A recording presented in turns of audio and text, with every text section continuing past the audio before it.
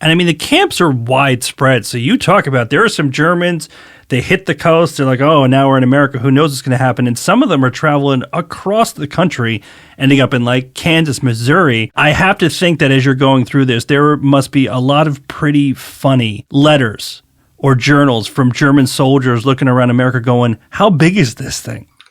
Yes, they had been taught, many of them, the ones that swallowed all the propaganda, believed that when they came here, they were going to be mistreated, they were going to be enslaved, they were going to perhaps murdered as they were being on the Eastern Front by the Russians.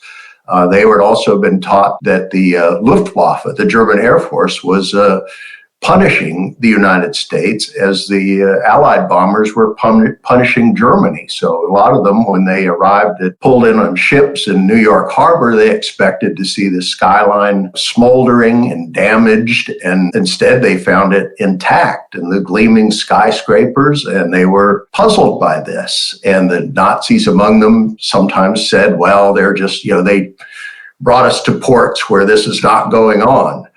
And the Nazis had an answer for everything. And then, as you say, they put them on trains. They had also been taught that America was a frivolous land consumed by sex and Hollywood, and just not a serious place.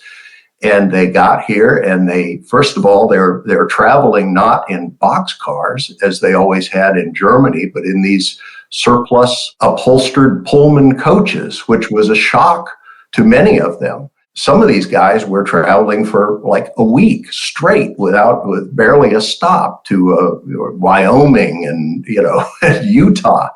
And just day after day of rolling through these vast landscapes. And they were just amazed at how big America was and how rich. Everybody had a car. And there were no blackouts once you got beyond the coast. And the factories smoke was spiraling out of the stacks. The parking lots were full.